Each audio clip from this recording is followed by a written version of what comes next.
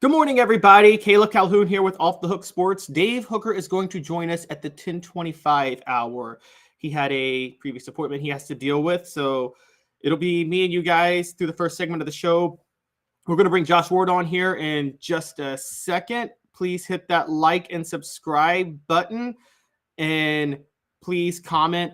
Feel free to give us all your thoughts in the chat board. We already got some good mornings this morning from D, who has a thought on the two mega conference playoffs. D, I promise we actually will get to that today. But first, I want to bring in Josh Ward of the Sports Animal. Josh, how are you doing today? Hey, doing great. Good morning. Thanks again for jumping on with me on this. It's hard to do it on your own. We wanted to go ahead and jump right in about you have a post on Off the Hook Sports right now. People can read it about ranking Tennessee football's position groups for 2020. Not ranking, but breaking them down based on how confident you are in each position group for 2023. And so I wanted to just go ahead and start with that and give me your thoughts on each group. Yeah, and it kind of comes down to a ranking, but confidence is a little bit different. It's not just, okay, which players are the best. Part of it comes into coaching.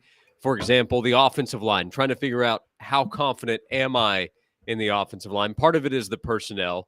The concern comes from having to replace Darnell Wright at right tackle, as good as he was. Also, Jerome Carvin at left guard. But you do have Cooper Mays coming back. There's a ton of confidence in him.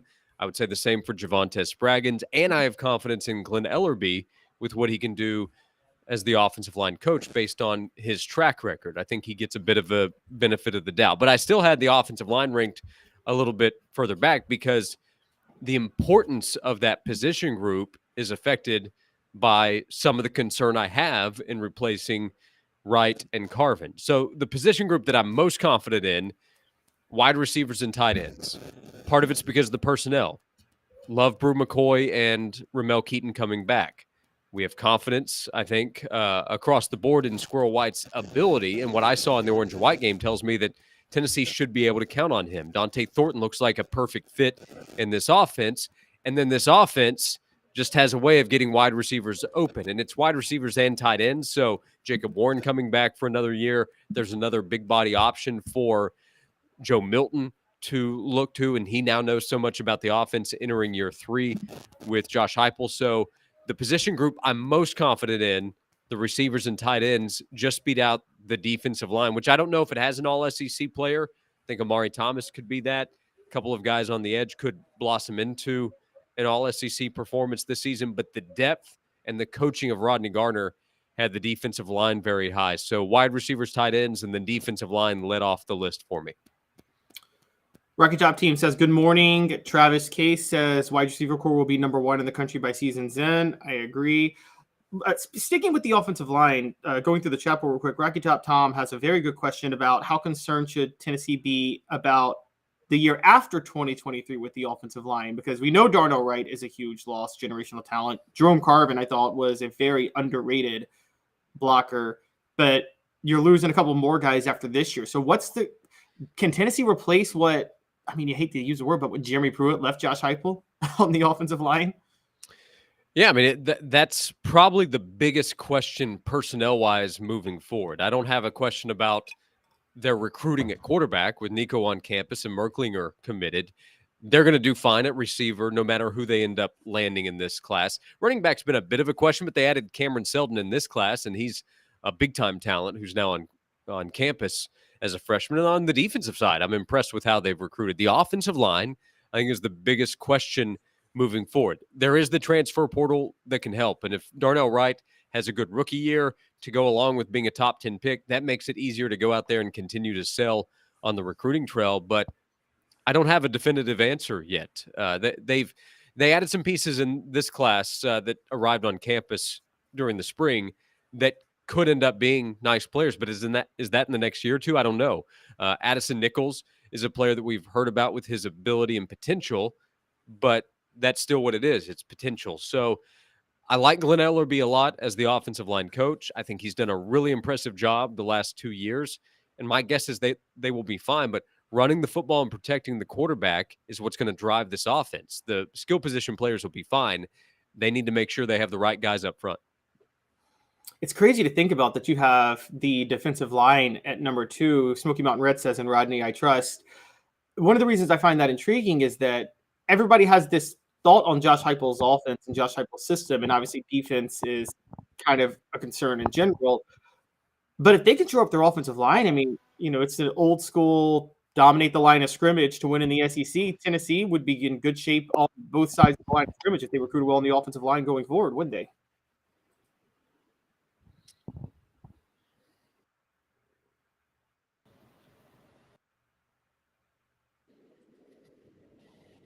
Looks like we're having some technical difficulties real quick.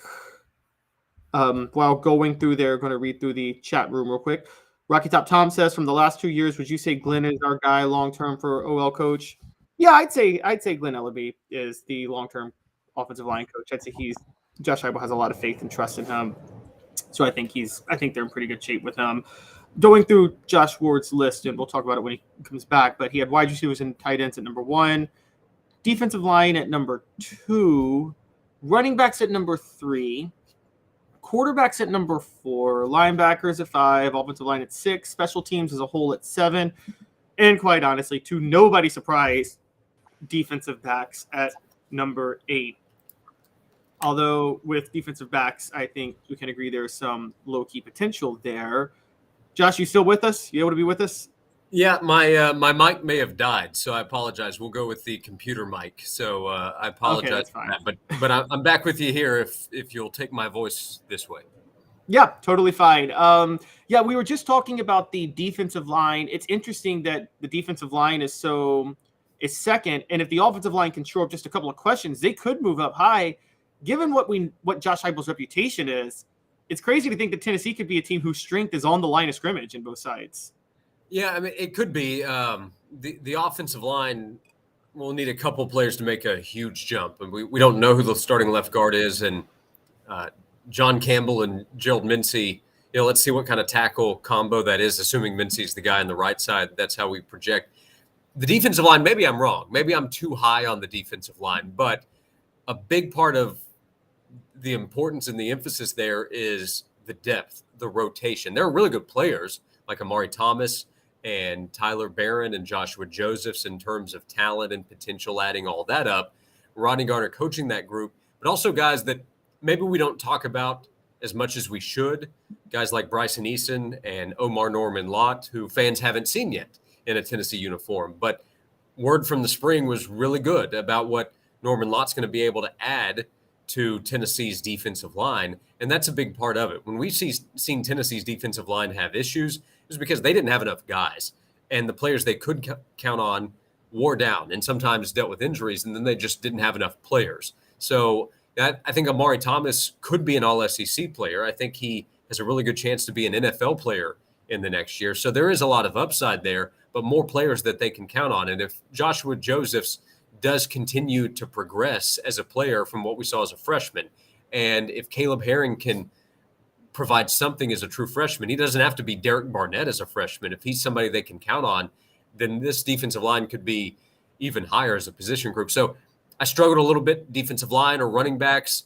And if I was choosing receivers and running backs as the top 2, part of that's confidence in the offense itself, not just the players. So the defensive line, I do think, has taken a big step forward. And if it plays at a higher level, the defense should be better, which could help Tennessee get back to where it was this past season. Be better? I don't know. 10-2 is so impressive, 11-2 after the bowl game. But to maintain that level and give itself a chance against Alabama, Georgia, and then everybody else, if the defensive line plays like it's capable of at the highest level, it can play with anybody. Going on from the defensive line, you go to the backfield. You have running backs at 3 and quarterbacks at 4.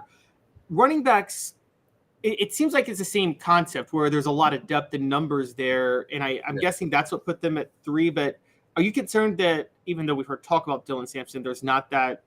I know it's a high standard, but the Jamal Lewis type, that's not on this roster, is it? No, I don't think so. I mean, I think the highest upside player is probably Cameron Seldon. I love the speed, the burst that Sampson has, and now he's a guy that we factor in. A year ago, as a true freshman, we heard good things and we saw a little bit of it, but during the season, we also saw that coaches didn't have confidence in him because of pass protection. I think that will be higher this year. Selden has high upside. Small and Jalen Wright have proven that they can play in the SEC.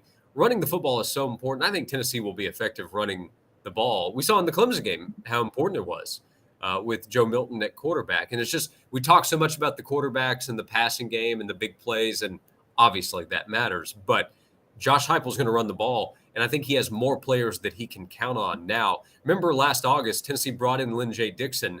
That was out of desperation from where they were with their scholarship numbers, and he only lasted a few practices.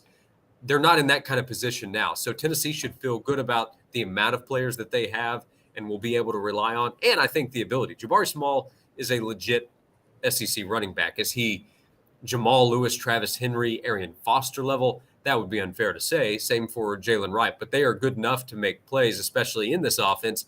And the guys that we haven't seen as much might have the most upside, which can create more excitement. But if they deal with an injury, or if Jalen Wright or Jabari Small are banged up as they have been in the last couple of seasons, maybe Tennessee staff can be more comfortable resting them, getting them back to 100% or close to it, and letting the other guys run the ball. Because I think Jabari and Jalen have had to run through some injury issues over the last couple of years. So elephant in the room, quarterbacks at number 4. Yeah. Someone could make the argument that might be a little high because technically we're still not sure of either guy as a starter. So what led them to be in the top half for you? Well, you're right. The question is Joe Milton ready? Is Nico ready if he's needed as a true freshman to play? Because this is for this season. This has nothing to do with 2024, 2025. This is for this upcoming fall.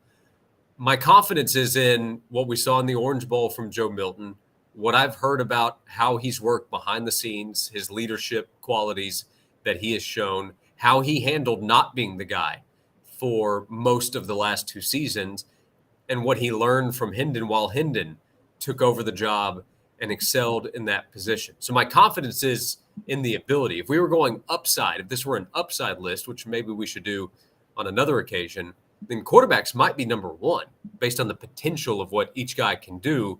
But each guy enters with a big question mark, because there is a scenario where Joe doesn't play well enough for this offense to keep pace with what it did the last year and overall the last couple of seasons. But I think the floor is also a lot higher than a lot of people want to recognize with Joe. I mentioned on our radio show earlier this week, sometimes I feel like when people talk about how Joe Milton played at the start of the 2021 season, they talk about him like he was Chargers Ryan Leaf. He wasn't anywhere close to that bad. He had problems, and he had issues overthrowing on deep passage, which, by the way, are low percentage throws for any quarterback, and he needed to be better. Everybody recognizes that. And I know about the end of the Ole Miss game. But his physical ability and this offense raises the floor of what Joe can do, and I have to imagine that's probably the case for Nico. So it's not number 1. Number 4 on this list, I think, is pretty fair for the quarterbacks, considering question marks with other position groups and the ability that this group, the quarterback, still has.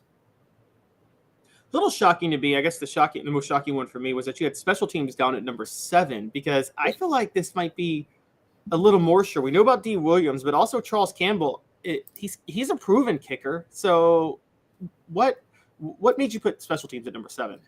Well, proven's an interesting word, because his numbers are good, and there are reasons to believe that Tennessee will be able to rely on him in big spots, but I need to see it. There's a difference in having to hit a big kick against South Carolina in a game that's gone back and forth, or if he has to hit it, let's say Florida keeps it close in the second half and they need a big field goal on the road in Gainesville, is he going to hit it? He has the ability to, but that's a question going in. They have to replace their punter, and Jackson Ross could be just fine, but it's a question for me going in. So having to replace both kickers, until we see it done, I'm going to wonder a little bit. They do have more athletes to help on kick coverage.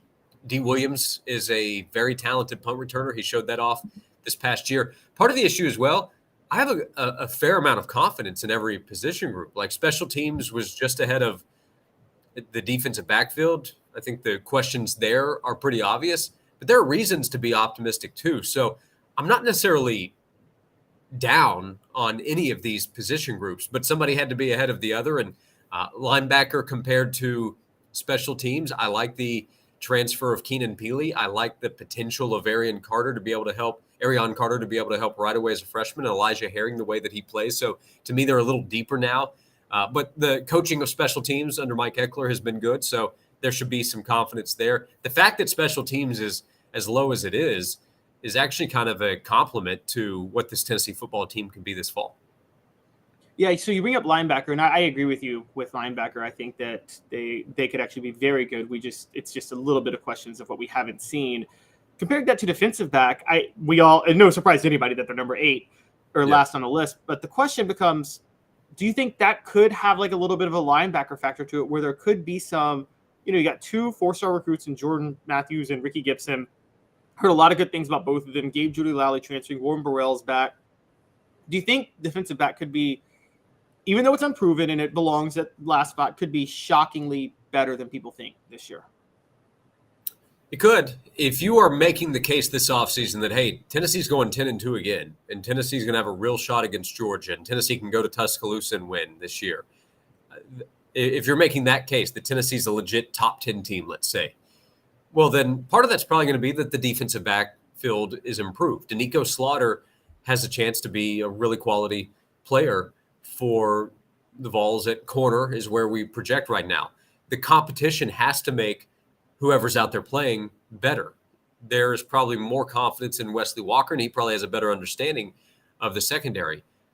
The concern would be of what if the coaches say, you know what, we know what we're getting with the veterans, we're going to stick with them right now, but they haven't actually made that much improvement. At safety, they still have some concerns. They're still struggling in coverage at corner, and some more talented players who might make mistakes, but also might be able to progress and be better players by the end of the season are left on the sideline. So that's a question I have, and that's a pretty typical question when you're talking about freshmen trying to beat out veterans for playing time.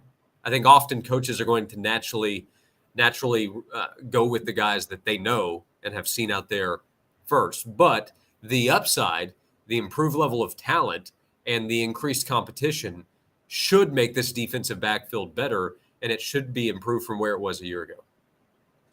Before we move on, Smoky Mountain Red says Campbell will be a good ad. Talking about the offensive line, I agree. Rocky Top Tom says, in reference to your mic issues, we'll take the voice of award any way it comes at UT. So even though you are not related to John, right? I will take that compliment for sure every single time. I've been dealing with some sinus issues as well, so I'm not at 100%. So less than 100% microphone and then less 100% Josh is not the equation we're looking for, but we're working through it. We're getting Michael Jordan's flu game here. Travis says high-powered offense will help the OL and all champion teams start in the trenches. Rocky Top Tom says coach inherited a thin roster. We talked a little bit about Cam Selden seeming like a little bit more of a violent runner and deserving of reps. You mentioned him. And Elias Gray predicts Jalen Wright will lead the team in rushing if he stays healthy. I disagree. I think it'll be Dylan Sampson or Jabari Small. Travis Case says he can't remember the last time there were this many quality running backs and receivers on the same team. And also Travis says Rocky Top Tom says he thinks it'd be around the Fulmer years, and says, I miss Robert Meacham a lot. Yeah, I think we all miss Robert Meacham. That was a fun. Yeah.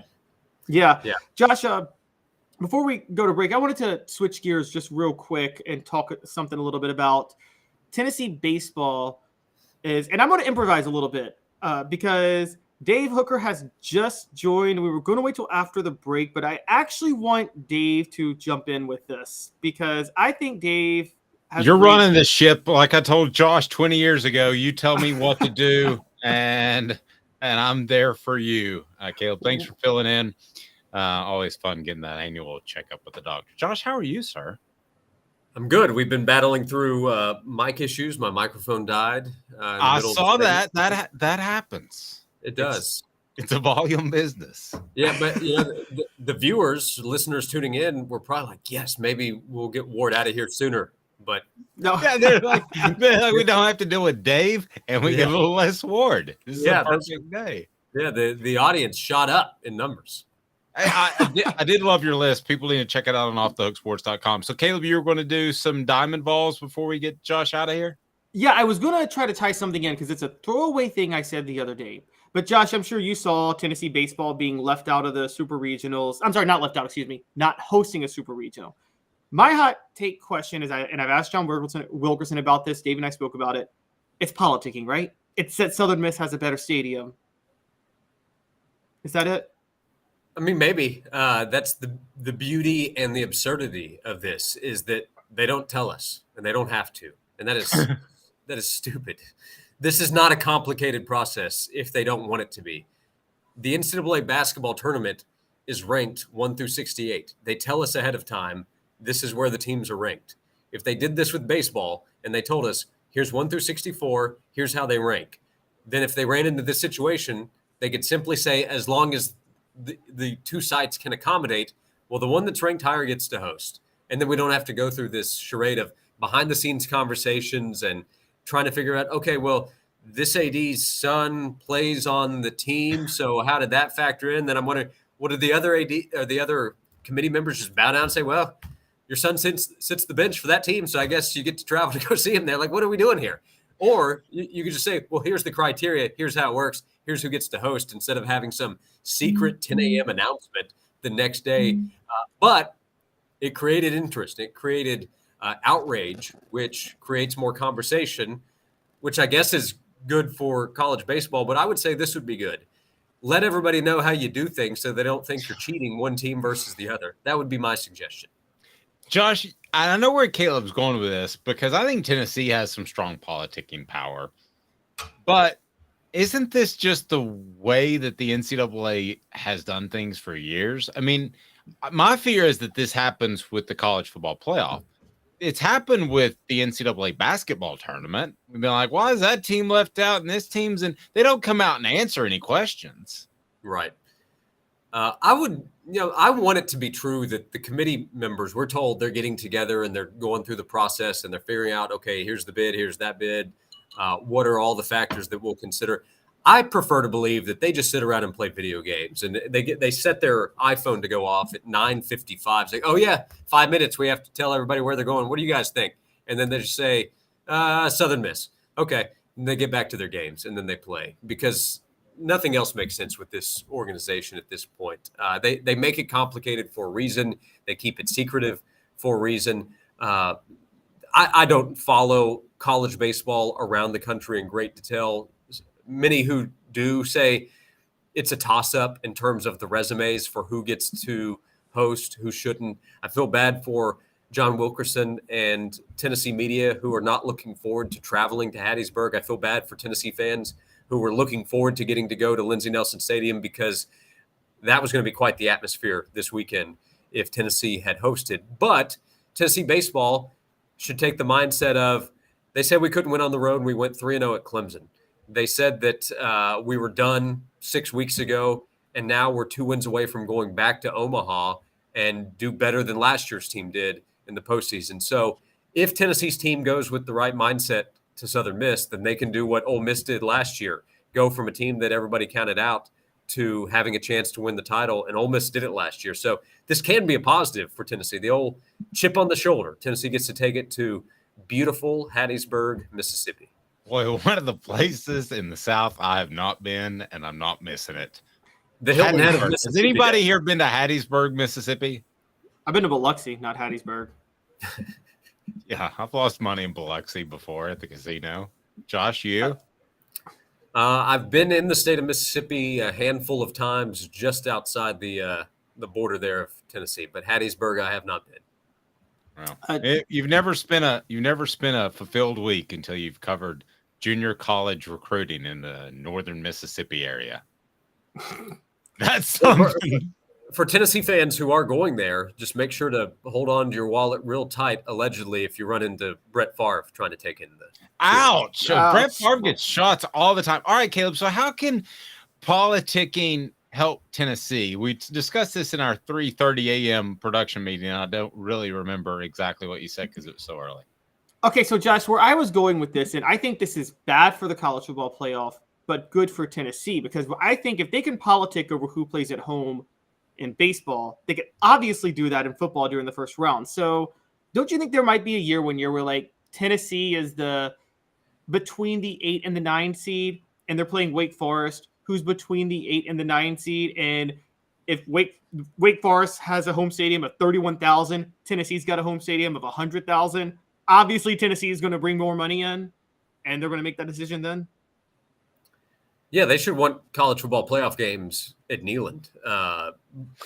The Dumbos, though, running the sport for so long have just thought, well, let's go to all these neutral sites and let's avoid the beauty of the college football campuses. So trusting them to make good decisions is still a risk. But it should just, I mean, hopefully with the football side, it will come down to who's ranked higher. I guess if you want to talk about the politicking of who gets which seed to then host, because there is that problem as well. But yes, college football should want Tennessee, Knoxville, Neyland Stadium to be a home site anytime possible in college football. College Game Day decided Knoxville was a great place to go twice last fall. So Knoxville should be very attractive in the college football world, assuming Tennessee football can stay where it is or go a little bit higher to be one of those playoff teams. Because in the 12-team format, of course, last year, Tennessee would have been one of those teams in.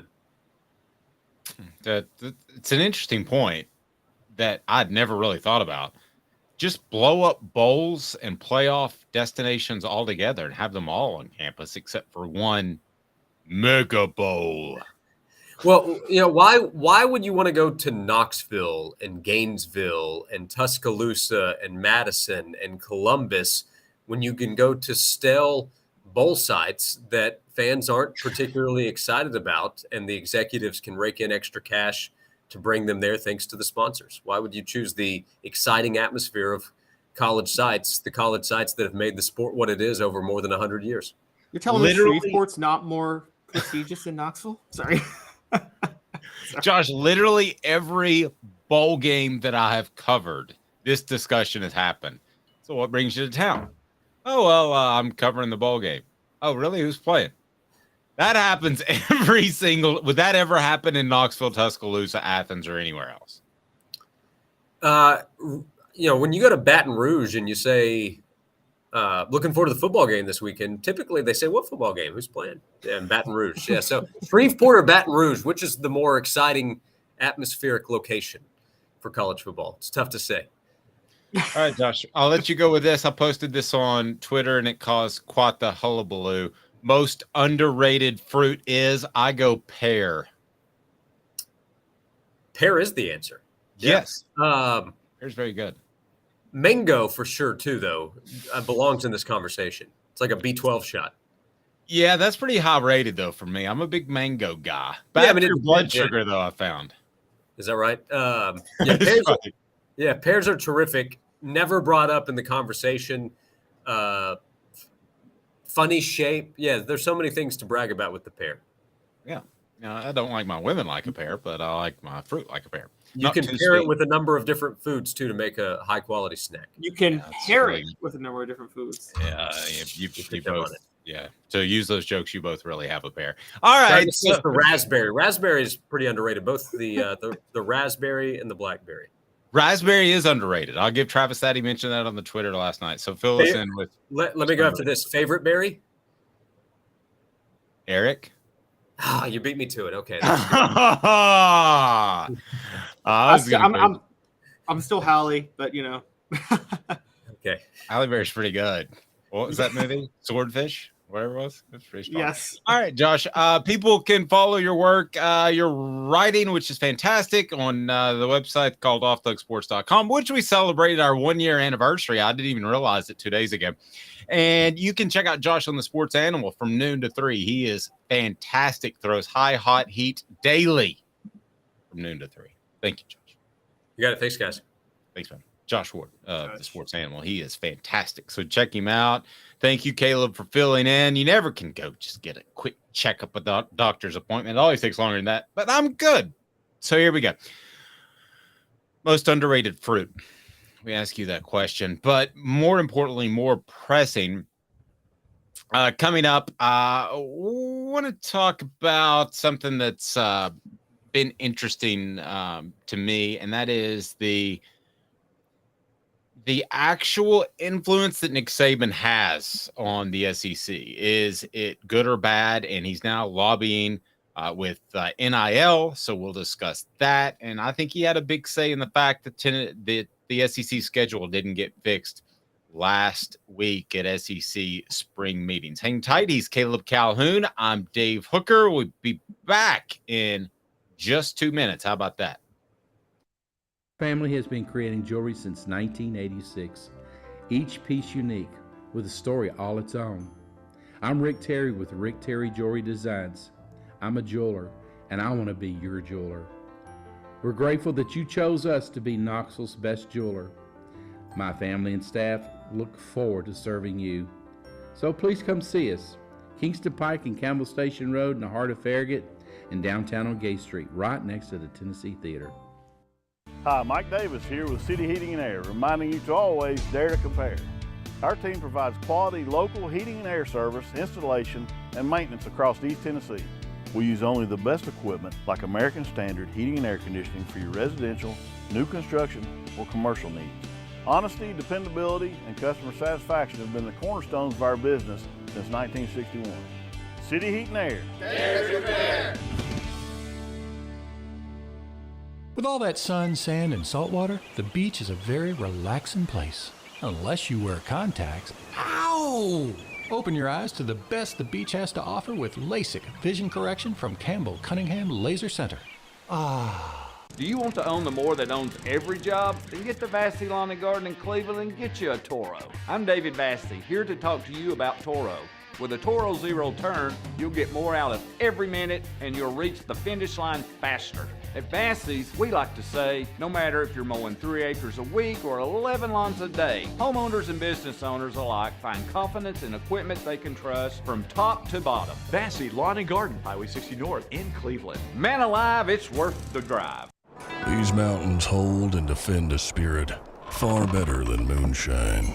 A drink that holds flavor, that becomes necessity. A hard cider made and relished by folk who are as hearty as they are legend. A refreshment that can only be found in one place. With a taste that makes you say, give me 3 bottles of the good stuff. Tennessee Cider Company, where necessity can be found. Objective coverage. Hey, that's new. If we get caught, we're going to jail. The Dave Hooker Show, a presentation of Off the Hook Sports. YouTube, Apple, Spotify, and the free Off the Hook Sports app. I'm going to need to see some identification. Back to Dave Hooker. With Caleb Calhoun, the most underrated fruit on our message board. Raspberry pear are up there. Caleb, did you go with that? Did you have a vote? I'm not much of a fruit guy. No, because I do. Not much of a fruit guy. I like watermelon, apple, grape, and I'm like, none of those are underrated. Like, people love all those. So yeah, but you don't see watermelon every day. See, you see you see apples and bananas every day. So watermelon might fit under underrated. Okay. So I don't hate that. Nick Saban, by the way, most underrated fruit Tobias says is tomato. Come on, Tobias. All right, so let's do a more serious topic. Are we sick of Nick Saban yet? Because he's trying to make us feel that way. Today's tough question. Take a side. Take a stand. The Dave Hooker Show, a presentation of offthehooksports.com. For those that don't know, Caleb also does a lot of work with the political realm. By the way, today's tough question is brought to you by Andy Mason Real Estate. So he's well aware in both realms, sports and politics, that Nick Saban and the SEC are going to Congress to lobby for NIL regulation. To the best of my knowledge, Off the Hook Sports broke this last year, and that was at SEC Media Days. We'll be broadcasting from there in July. But I asked I asked Greg Sankey really simply, I said, what kind of timeline are we looking at? And the first thing he said is, you got the midterm elections coming up. And I'm like, whoa, he's thinking like way down the road. And then he's like, you got the real elections coming up in 2024. I'm like, whoa. And I was thinking a matter of days or weeks. The issue is not what the NCAA should do, Caleb. The issue is what is legal. And I know Nick Saban is trying to step to the forefront of this, and I understand that he should do so as the elder statesman. But this is way bigger than Nick Saban. So your thoughts on Nick Saban, and I'll ask you just quite frankly, have you had enough of Nick Saban trying to influence the SEC? Because he's done it with speed of play. He's done it in just about every shape, form, and fashion you can imagine. I think he derailed the SEC spring meetings, and I think Nick Saban's influence is why we don't have a permanent schedule in place. I'll go ahead and tell you firsthand, I'm ready for him to step aside from a policy standpoint. Be a great coach. Coach at Alabama as long as you want to, because I think it's better when the programs are great. And Alabama has been great. But I've had it with him being the voice of the SEC. I'm done with that. I think it's self-serving, and I'm good. I'm ready to move on. Caleb, thoughts? I disagree, believe it or not. And I'll tell you why so his influence, he didn't derail the 9-game schedule alone. Jimmy, we couldn't get him. We had technical issues yesterday speaking with him, but a lot of schools were against it because a lot of schools are rightly, again, upset about the poorly negotiated contract that Greg Sankey got from ESPN, and they want a bigger payout, meaning it's more important to make sure they get to a bowl. Also, was his attempt to slow the game self-serving? Yes, but it didn't work. Nobody listened to him. The game still is speeding up. This going to Congress, I'm going to be honest with you, Dave, it's not self-serving at all. Now, people think it's self-serving, but I think it's a genuine thought on where college football could be, because here's the issue with NIL. Every state has different laws, so there's no uniform standard. People thinking that Saban is worrying about this for himself. Hey, newsflash, everybody. Nick Saban just scored the greatest recruiting class in the history of college football by 3 different recruiting services and metrics. And that was in the heart of NIL. So NIL's not hurting Nick Saban or Alabama at all. Also, another thing I wanted to bring up, Dave, that I don't think a lot of people are paying attention to. If you're Nick Saban or Kirby Smart or Brian Kelly, even at LSU, when LSU's loaded with talent in Louisiana, you don't really need... don't get me wrong, you need NIL as a baseline, but you don't have to outbid for talent, because you know this, Dave, covering recruiting. Players, a guy that's playing for Tennessee might have been outbid for talent. You might get a couple from Louisiana. Okay, fair enough. You might get a couple, but by and large, when it's Alabama or Georgia. Question, Dave: When do people with major football ties start targeting these elite athletes? They're 14 by the time they're being targeted, right? The uber like weird, the anywhere guys. Okay, the anywhere guys.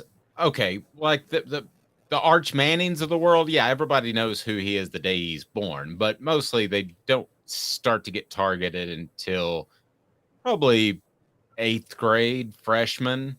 My thing is with Saban, though, here's my issue with Saban. I don't trust anything he says because I think he has ulterior motives. So he may be going with the best interest of the SEC at heart to Congress, and he may be doing that. That's great. But I don't think he's done that necessarily on his other decisions, so I'm just ready to move on. I'm not ripping him. I'm not questioning his intentions. I'm just ready for this to move on. I think he has the most credibility to speak on NIL, though, with Congress, if you're going to have a coach go, not just because of his success, but because he also just had the #1 ranked recruiting class in the country. So if any coach has less incentive to change the current structure, it's Nick Saban right now. Okay, but why would he have greater insight than Josh Heupel or Brian Kelly, 2 schools that are mastering the NIL game right now? I mean, to me, they have more insight and they know the way things are working. They know that a guy like Jordan Matthews might be coming to them asking for money, coming out of the state of Louisiana, maybe. I think Josh Heupel and Brian Kelly secretly don't really want change in NIL. I mean, because they're kind of... Well, something has to get regulated at some point, right? Yeah, but why would they ask for it to be regulated when they're benefiting from it the most? Like yes, it probably will, but I think they want to take advantage of it for as long as possible until it is. Yeah, I guess when I look at the situation they're in, if I'm Greg Sankey and I wanted to go to someone that had a good feel for NIL, see, I think Alabama put together a really highly rated class. I'm not suggesting they didn't pay anybody. I'm sure they did, or most, but I don't think that they had to go out and pay a ton because I think they relied on their history. There is still something to be said for that. And there's also, if most of these players are smart, they realize Alabama, their focus is the NFL, which is worth way more money than the NIL. So, yeah, I mean, as John Calipari says, you're tripping over nickels to cost you millions, which is a really good saying. So, yeah, I mean, I think Alabama does that for you. I would just be interested in a fresh perspective. I'm ready for that. And I don't know who else that would be. If it's not Nick Saban, who gives you a fresh perspective of the way things are in the SEC with NIL? To me, that's Heupel and Brian Kelly. And Kelly hasn't been in the long, obviously, but they're having success there. And I know that they're doing a ton of NIL stuff that's actually more proactive in some cases than what Tennessee's doing currently. I could see that. And wouldn't you like to see his perspective? Because he's been at Notre Dame as well. And y'all say I'm the Brian Kelly homer. No, I mean, I think there's a habit of just going to Nick Saban, and I don't think you have to do that. Well, let's not forget the two senators most involved in this. It's a bipartisan group. It's Tommy Tuberville, who's a Republican, and Joe Manchin, a Democrat. Tuberville represents Alabama. It's probably more connected to Saban than any senator in out there, except for Joe Manchin, who was a childhood friend of Nick Saban's in West Virginia. So that's probably why they're bringing him up. And I don't think if you're Tommy Tuberville, you would only be connected to Hugh Freeze. Nobody wants Hugh Freeze going to Congress to lobby for any policy. No, that's true. But he might have a lot in common with some of the congressmen. Today's tough question brought to you by Andy Mason, AndyMasonRealEstate.com. Andy Mason is where I go to buy a home, and I'm about to do so because he's incredible. Over 40 years of experience, best service, best price in the biz, AndyMasonRealEstate.com. So for the record, today's tough question. Are you tired of Nick Saban being the mouthpiece of the conference? You say no, you're good with it. You're golden, you got no problem. I'm golden. I got no problem because I think this particular issue is one that he has the most credibility on of any coach out there. Wow. All right. I thought you'd be with me on this one, Caleb. I'm a little hurt. I'm sorry. That's okay. And y'all know we don't manufacture debates, guys, on this show. So no, we don't. Even though I do refer to Caleb sometimes as Skip. No, I don't. It is 4 downs now as I want to talk about some all-time Tennessee players. This had me thinking. So coming up next in our Celebrate 98 series will be the Mercedes Hamilton interview, which was just great. He was so cool to talk to last night. So that'll be up sometime today or early in the morning. But it had me thinking of a smoky hot take. And Caleb and I were on the same page because he thought of it too. 4 downs now, brought to you by Bassey Lawn and Garden. Man alive, it's worth the drive. 4 downs. 4 questions. 4 answers. The Dave Hooker Show. 4 downs. A presentation of OffTheHookSports.com. All right, so most underrated fruit, and give me some players who you think would win a Super Bowl. Former Vols, VFL, former Tennessee players. We're going to put together a Super Bowl winning team right now comprised of former Vols. I think Peyton Manning's your quarterback. I'm going to go out on a limb there. And it's brought to you by Bassey. Yes, it's brought to you by Bassey Lawn and Garden. Man alive, it's worth the drive. Bassey Lawn and Garden, they've got the buying power to save you a ton of money, whether you're in Chattanooga, Nashville, or Knoxville. Man alive, it is worth the drive. Bassey Lawn and Garden, go to Bassey.com. So 4 downs. First down, it is Peyton Manning. if it's not Peyton Manning, who is your first pick for this Super Bowl winning football team of former Vols we're putting together? Rebecca, I see you. You're tired of Saban. I want your input on who should be on our Super Bowl team. If we say the name, you've got to move forward. You got to give us a new one. And most underrated fruit. So if we're drafting, we're drafting a team and Peyton Manning is everybody's first pick, who's our second pick basically to try to build this Yes, team? that's first down.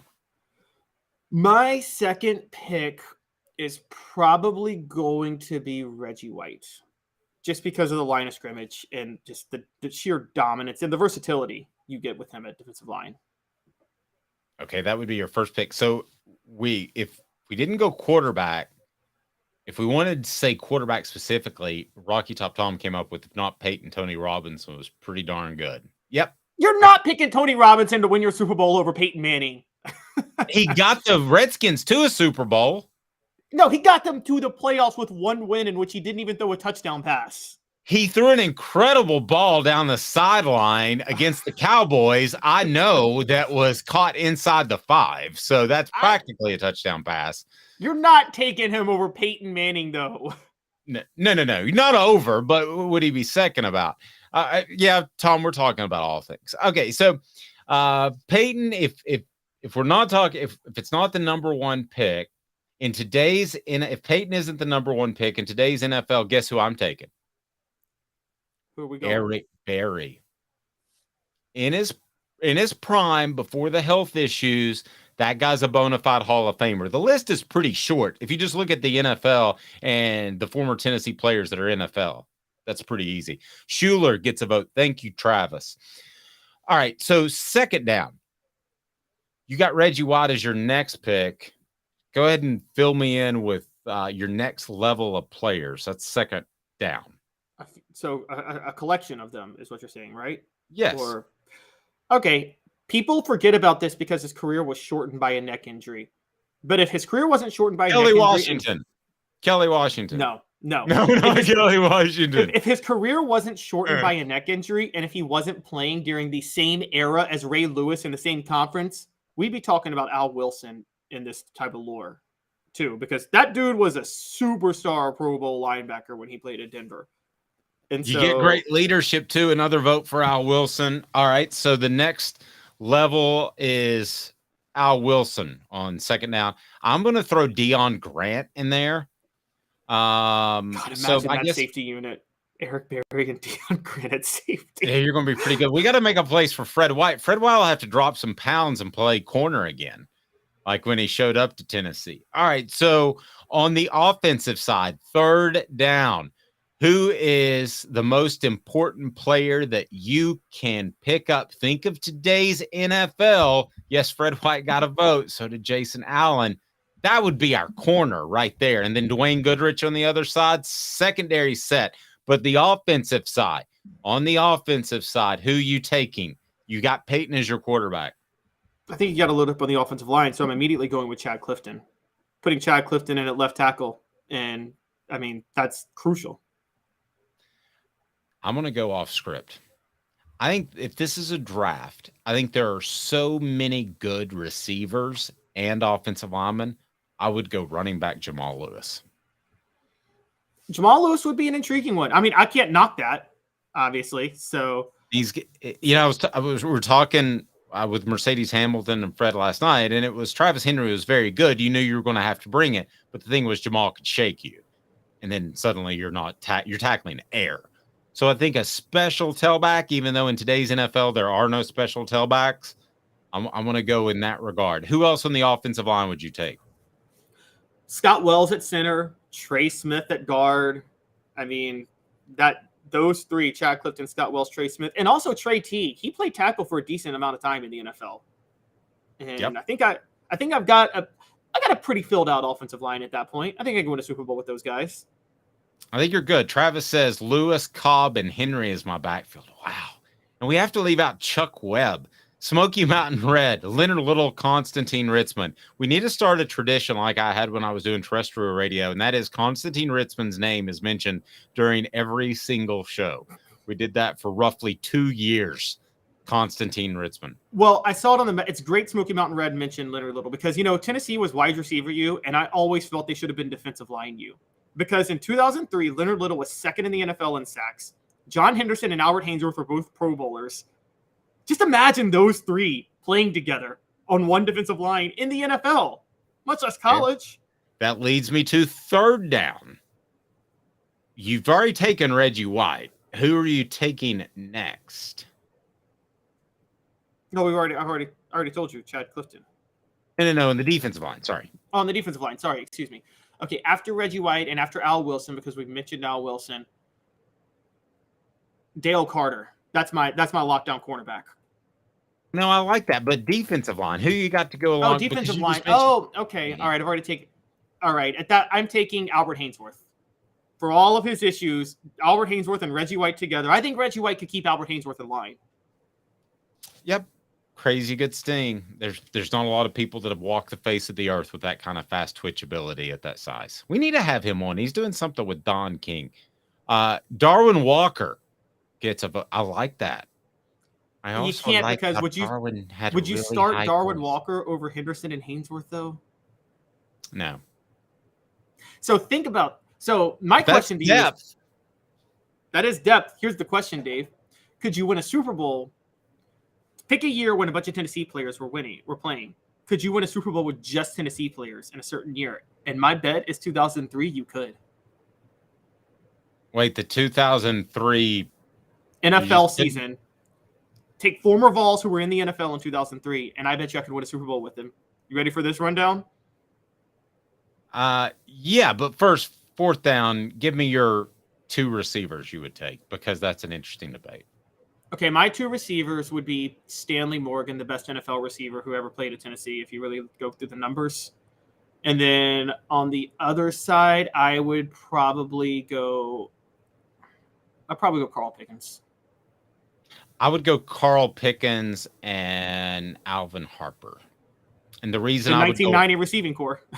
Yeah, pretty much. And the reason I would go Harper, stretch the field just like the Dallas Cowboys did in 1992. He got sick of running go routes. They were like, he just run and go. That's basically what he did. All right. So you think 2003 that there's a team you could put together that current Vols who were yes, in the current NFL, I could Vols who were in the NFL during that time. If I could get them all in their prime, I could have won a Super Bowl. And just actually, what does your team look like? I'm gonna move it up 1 year. I'm gonna move it up to 2004. Okay, I need to move it up to 2004. So I'm gonna move it up to 2004. Here's my team: Peyton Manning's my quarterback. Jamal Lewis is my running back. For those who don't know, in 2003, Peyton Manning was co-MVP and Jamal Lewis was a 2,000-yard rusher. I'm good at backfield with those two. Jason Witten is my tight end. My offensive line is Chad Clifton, Scott Wells, Trey Teague. I think I could find two more linemen in the NFL during that time. I think Fred Weary I could plug in at guard, and I could get another guy. On the defense, I could have John Henderson and Albert Haynesworth in the middle, Leonard Little and Sean Ellis on the ends. I'm good on defense on the line. Yeah, you're good. At linebacker, I could get Al Wilson at middle linebacker, who was a superstar during this time. Raynoch Thompson was a regular everyday starter during this time. And Dominic Stevenson and Eric Westmoreland both had some NFL experience at this point. I could get either of them. And I can roll with that. Yeah. Who's your tight end? I assume it's Jason Witten, right? Jason Witten. Yeah. Because it should have been David Martin, but he wouldn't move to tight end and stayed at wide receiver at Tennessee. But anyway, that's another story. That is another story. Now, receiver would be a little tricky. In 2004, my receivers would be Peerless Price would be one receiver because he was starting in the NFL. The second receiver would be a little bit difficult. Even though Tennessee was wide receiver U, they weren't really loaded with NFL receivers. I'd probably have to go Kelly Washington or Dante Stallworth for my other receiver during that time. Now, the secondary is where it gets intriguing. Jabril Wilson and Deion Grant are my safeties. I got safety locked up at that point. Jabari Greer would be my cornerback. I need another cornerback. Wait, that's why I'm struggling. Okay, that's pre-Barry. All right, sorry, go ahead. Yeah, Jabari Greer would be my cornerback. I need another cornerback, and that's my only issue is I need a cornerback, but I think I can find somebody. But I'm telling you, I think I got a Super Bowl team with this. No, I think you're pretty good. Rocky Top Tom said, can we have the same conversation in the context of Golden Age football? Yes. Caleb, we need to do that very, very soon. David Leverton is our punter. There's no question about it. Thank you, Smoky Mr. Mountain Red. Penn, the most accurate punter ever. I still can't believe that was more than luck that he always did that. Well, he'll tell you that his most incredible play was tackling Peter Warwick in the national championship game. That's what he was most proud of. Do you remember how isolated they were? It was just him and Peter Warwick, and it's like, man, David's about to get burnt. Scorched. I need to go back and watch that. I don't even remember that. Yeah, he makes the tackle in open field. He's the last dude. Bad day for Peter Warwick. He couldn't beat Dwayne Goodrich in coverage, and he got tackled by a punter. By the way, one thing I didn't know, the entire Fiesta Bowl before the national championship game, it's why you need to check out the Celebrate 98 series. It'll come up. We'll have the Mercedes Hamilton conversation. They were not allowed to talk to Florida State, talk any trash. And they probably got that from Nebraska the year before, who didn't talk at all. And then the last day, Philip Fulmer said it was the last bowl event. So they have these bowl events, and it's some splash country thing. And he said, gag order lifted, say anything you want to. And the players are all with the Florida State players, and they just come out of their shell. And what it was, trash talking to the extreme. That's a level of brilliance I wouldn't have expected from Philip Fulmer. I discovered something else. He also told a joke during halftime of the national championship game, and Mercedes and Fred both said it's exactly what they needed because it loosened them up.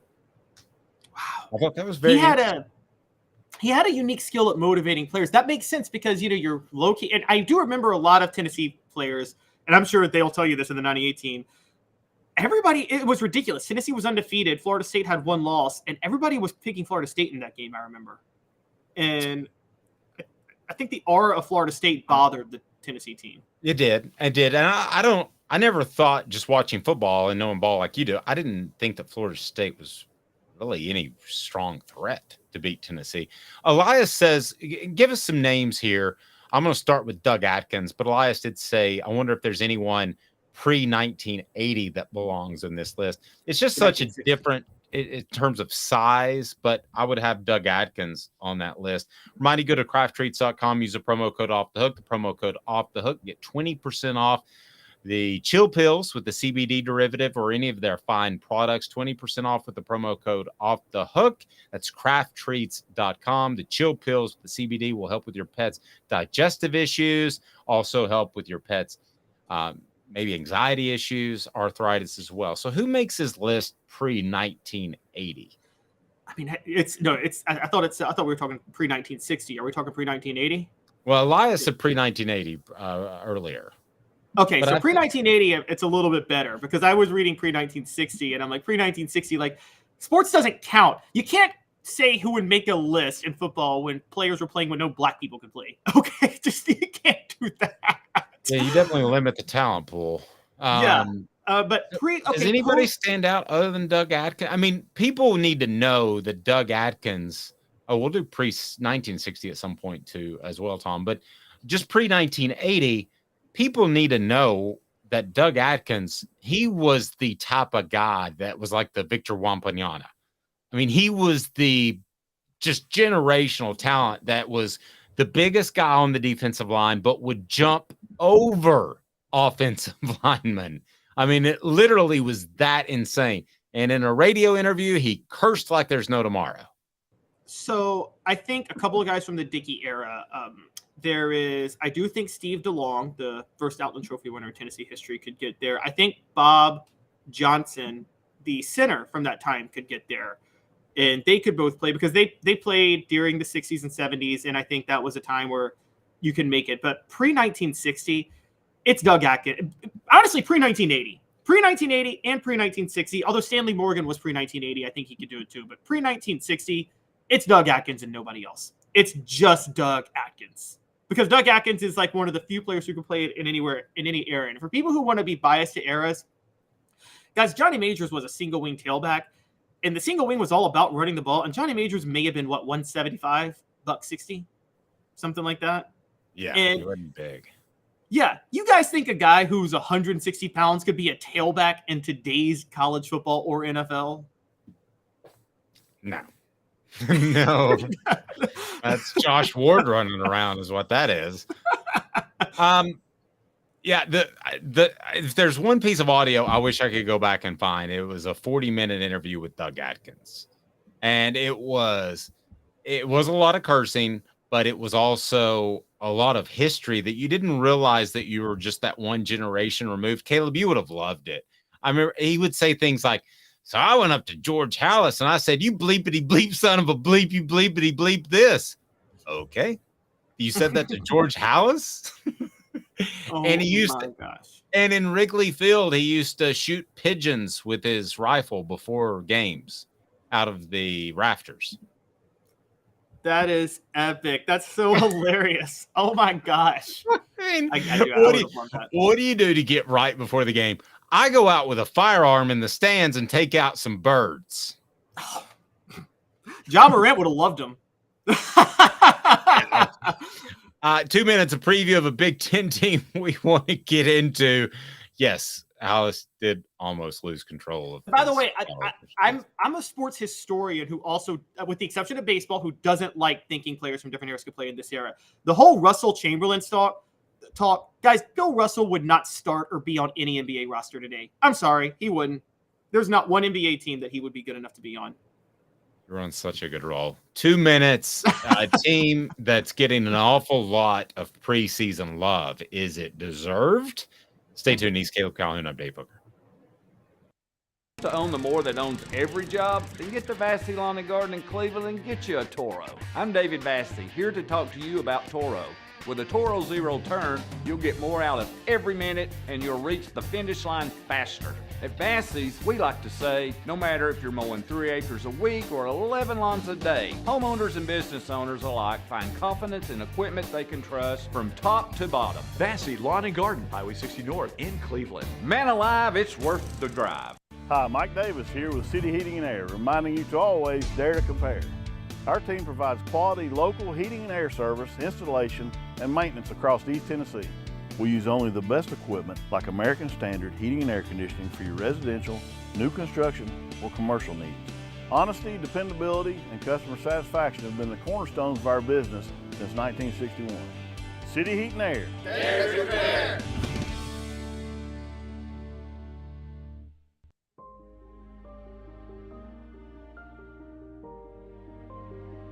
Our family has been creating one-of-a-kind pieces of jewelry in West Knoxville since 1986. Each piece is a combination of unique processes that bring your idea to life. Every day in our shop, a truly special item with a story all its own is being manufactured in our facility, bringing the history and family sentiment into a whole new generation of life. We're grateful that you chose us to be Knoxville's best jeweler, a title that we value and respect. Because to me, being a jeweler and owning a jewelry store are not the same thing. I'm Rick Terry. I'm a jeweler, and we want to be your jeweler. Kingston Pike and Campbell Station Road in the heart of Farragut, and downtown on Gay Street right next to the Tennessee Theater. With all that sun, sand, and salt water, the beach is a very relaxing place. Unless you wear contacts. Ow! Open your eyes to the best the beach has to offer with LASIK vision correction from Campbell Cunningham Laser Center. Ah. Objective coverage. Hey, that's new. If we get caught, we're going to jail. The Dave Hooker Show, a presentation of Off the Hook Sports. YouTube, Apple, Spotify, and the free Off the Hook Sports app. I'm going to need to see some identification. Back to Dave Hooker.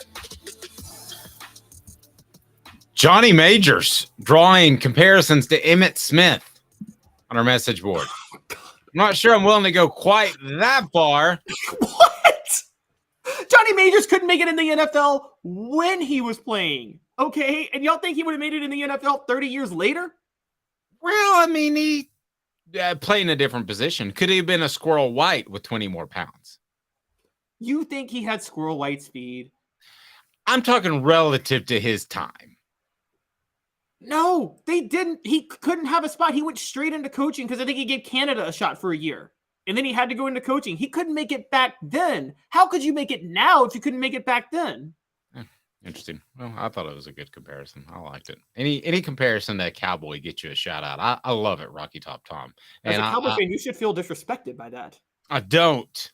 Now, I mean, I think Emmitt Smith was an overrated back because I think he was just a product. There's never been a Hall of Fame running back more of a product of an offensive line. Sorry, you're going to hate me for saying that, but still. Well, it's not true, but it sounds good. Curvin Richards, as long as we don't compare people to Curvin Richards, the one man who was cut before the playoffs, had nothing to do with salary, but he fumbled 3 times in a game, and Jimmy Johnson said, you can go ahead and cruise, and they went on winning the Super Bowl. He still got paid a Super Bowl check, but wasn't around, the former Bama running back. There's some history. But they kept Leon Lett. Leon Lett was and Albert Haynesworth are very similar in their quick twitch. And when he didn't have to use his brain for anything. Yeah. Okay. I'm talking about Leon Lett. I'm just making a joke. We're about to have Albert on the show, and he knows Don King, so he could get you. Yeah, I wasn't going at Albert. I was talking about Leon Lett not using his brain when he ran the wrong way on the field. Okay, here we go. What the H? What the? What was he thinking? Release the hounds. The Dave Hooker Show. Keep cool. A presentation of OffTheHookSports.com. We're going to preview some teams heading into the season. Wanted to take a look at Penn State. They're getting an awful lot of love. What the H brought to you by City Heating and Air Conditioning, cityheatandair.com. Integrity matters. So what are your thoughts on Penn State right now? They're getting top 10 love from some prognosticators. What do you think of Penn State and their chances of perhaps winning the Big Ten or at least beating a Michigan or Ohio State or both? I think their chances are better than a lot of people think. I'm not so sure they have the team to win it in the college football playoff because they are built like a Big Ten team. I mean, no speed on the outside whatsoever. But they were 11-2 last year. Top 10 team. I believe they get Michigan at home this year. I'm going to look that up, but I believe they get Michigan at home this year. And they upgraded their offensive line. Now, they did lose their quarterback, but I don't really think that's a big deal. I'm reading about Drew Aller, and it sounds like he might actually end up being better. They've got pretty good defense coming back. But the big thing is their upgrade on the offensive line. And with that in Michigan at home. I mean, their offensive line should be really good. I think, I'm not going to try to pronounce his name. Olamunwaya Fashuna was thought to be a possible first-round pick. So they've got 5 other linemen who started at least 5 games last year, and I think they can be very good up front. Here's my issue with James Franklin, and it's going to be the same thing that it was at Vanderbilt. Is he's a really good recruiter, and his teams tend to not make huge mistakes, but where's the innovation in the thinking? So they're going to put an offense in this day and age of college football. And I absolutely love running the football, but James Franklin's going to put a rushing offense on the field. And I just don't get that, Caleb. Yeah, that's where I was going to go. I think that Penn State is not the type of school, and I still don't think they are, even though they recruited as well as they could, where you can just get by without any innovation offensively or defensively. You got to have some, and Franklin has none. And also, you can't get by with a coach who, look, I'm not picking on Franklin. Most coaches are like this, but if you're Penn State, you can't afford to have a coach like this who makes basic in-game mistakes, just really basic Butch Jones level in-game brain lapses. And he's guilty of that a lot. And if you're Nick Saban at Alabama, you can get away with it because you're loaded with talent. And honestly, there's been some times where Nick Saban has gotten away with it. And Kirby Smart can get away with it at Georgia. You can't get away with that at Penn State. That's something you can't get. You're never going to have the talent to get away with that. I don't think they're going to score a lot of points, and then they have issues at defensive tackle and cornerback based off the productivity last year. So are they going to give up points? Where do they stop people? I think Penn State, I know you think Florida State could be one of the most disappointing teams out there, but listen, at some point, just losing to Michigan and Ohio State should be considered a disappointment because you've been at Penn State a long time, James Franklin. What's it, 10 years? So to me, that's one of the more disappointing seasons. If they do that again, I don't really have a lot of faith in them to turn things around. And then where do you go from there? So I guess what the H, I don't understand why they're getting so much preseason love at all. I think because the default for Penn State is 10-2, because let's just run through their schedule real quick. Their toughest out of conference game is West Virginia at home. I don't know why West Virginia is still sticking with, is it Neil Brown, their head coach? I mean, they are, I don't know why they're stuck with him or staying with him, but they're a bad team. Penn State's going to beat them. They're going to beat Delaware. They're going to beat Illinois on the road. They're going to beat Iowa. They're going to beat Northwestern on the road. They're going to beat UMass. So they're going to be 6-0 before they face Ohio State, who will also, I mean, those are 6 terrible teams I named. Okay, let me ask you this question then. Penn State, if they only lose to Michigan and Ohio State, and there's a 12-team playoff in play, which there's not until next year, but let's say for funsies there is, would they make a 12-team playoff? Would they be one of the top 12 teams in your mind in the entire nation? Yeah, they would have been last year, and they're going to be this year. I not me personally, I wouldn't have put them in. No, I mean, but you know, now if we're talking in 2 years when USC and UCLA join the Big Ten, and by the way, the Big Ten is going to come out with its scheduling model today for when USC and UCLA join, so we're going to see if they have a better hand on it than the SEC. But then we might have a different conversation. But yeah, 11-2 with, I mean, I didn't name just bad teams. I named awful teams. I think Illinois is the toughest of that group, and maybe Iowa, but Iowa's at home. And then later they visit Maryland and have Michigan at home and visit Michigan State. But yeah, I think if they're 10-2, they would get in the 12-team playoff. I'm not so sure they would deserve it. But then I'm like, who would deserve it over them? I mean, I'm looking at it last year, this is the scenario you brought up last year. They were number 11. Okay, they would have been the last team in the playoff had this been the thing last year. The only other team you could have made a case for was Washington going 10-2. But was Washington's 10-2 more impressive than Penn State's 10-2? I don't know. 10-2 is going to be where the really interesting line is drawn in the major conferences. Does Tennessee deserve to be in a 12-team playoff if they lose to Alabama and Georgia? They may not even play them, but I mean, do they deserve to be in? That's where some really interesting decisions are going to have to be made, is that 13-12 spot. I'm not as concerned about the 9-8, which would mean home game, or the 5-4, which would mean bye.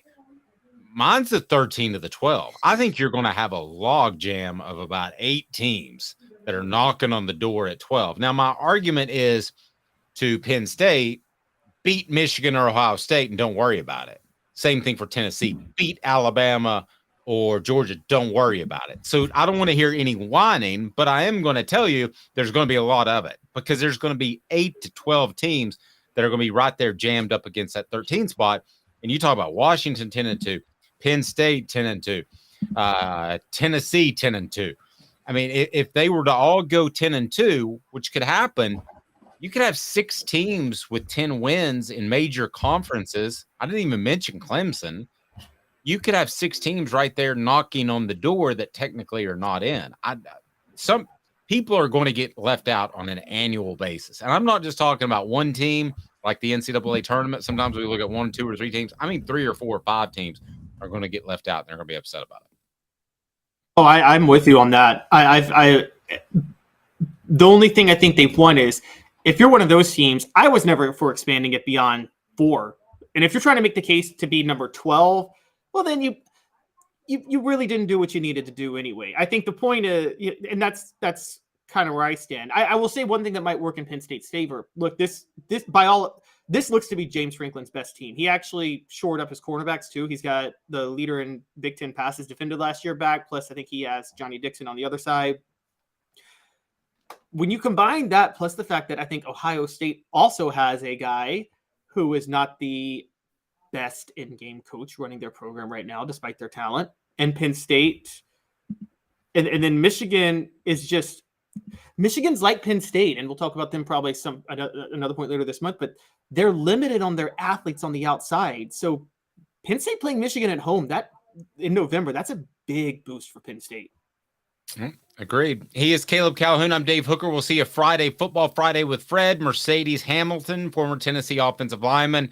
The Celebrate 98 series brought to you by Tennessee Cider Company drops Today, he's Caleb Calhoun. I'm Dave Hooker. We'll talk to you soon. Have a fantastic day, morning, evening, afternoon, whenever